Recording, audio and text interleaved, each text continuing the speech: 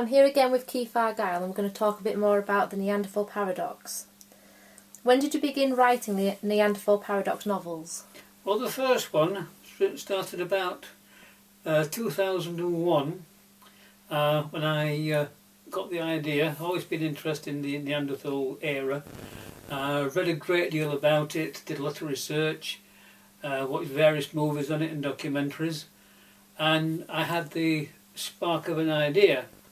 And being interested in science fiction, I thought I would combine the two ideas together and create a book on Neanderthals with a science fiction slant, using time travel. Now, the first book I actually did, I finished it, and my friend Paul, who I eventually wrote with, he was a proofreader at the time for his son's publishing company. And I asked him to have a look at it and have a read of it and any of the ideas he got to pass them on. So anyway, he started reading it and he came back to me and says, "Keith," he says, "I'd like to chat to you." He says, "I've got a few ideas that might interest you."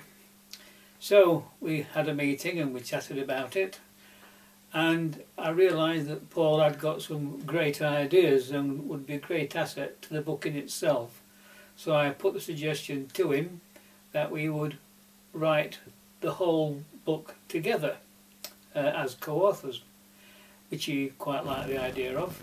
And we finished up actually revamping the whole book and made it far better than it was in its original state as I wrote it. And from that point on, we carried on eventually and made more from them. And has it just been the Paradox books you've written with Paul? Have you written anything else as well? Well, in the course of time of writing the Paradox books, we wrote a couple of fantasy novels. One was Charlie Resurrection. Although, sorry, that was science fiction. We wrote a fantasy book called The Medallion of Lorne, which is a heck of a book. It's based around the character of Merlin, although we call him Merlin in the story, of his wizardry and his interdimensional travelling, and it is based around gathering the facets of a medallion to bring time and the worlds together again in balance.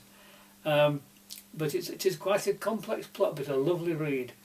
We've also done a couple of other books. One's called The Charlie Resurrection, which is a science fiction, which is about an alien craft found beneath the Mayan pyramid, which is what we're actually writing the sequel to that one now. And we've also done a book on creative writing, which has been edited, and hopefully that will be seeing the shelves.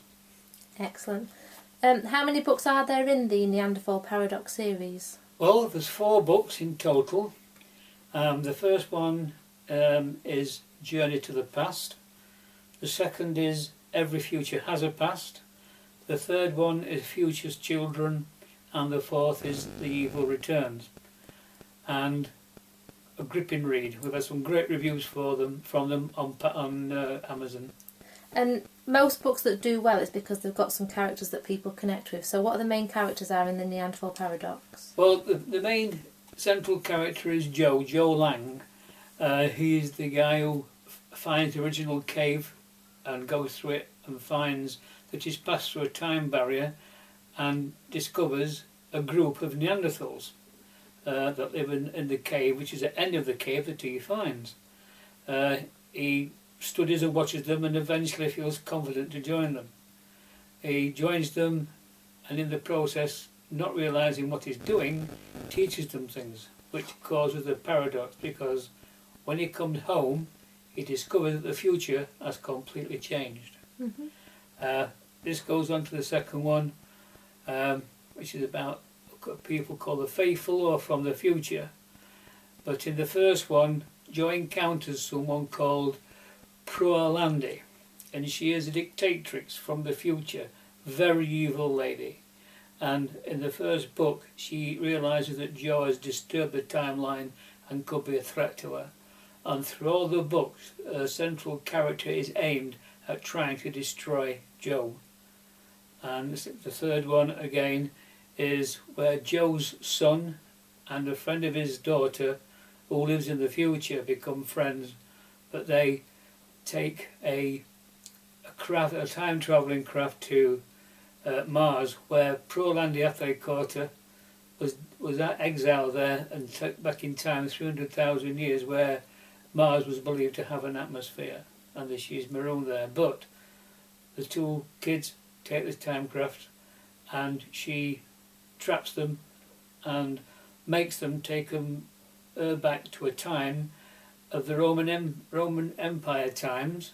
Well, 79, I think, AD, when Pompeii was covered with the lava flow, and Prolandi is tricked by Joe's son, and she's left there, and she's fried by the pyroclastic flow as it hits Pompeii. They escape and come back home. The fourth one is an interdimensional universe story, where Joe is called upon through another time dimension, where his counterpart, Joe Lang, is actually killed by the dictatress Prolandi. She is quite powerful, and Joe is called upon to go into this universe and destroy her, because he is far more powerful than she is. That is a very paraphrased version of the four books, but they do follow on from each other, and a terrific read. Now, you say they follow on from each other, and there's 4 at the moment, but will there be any more in the series?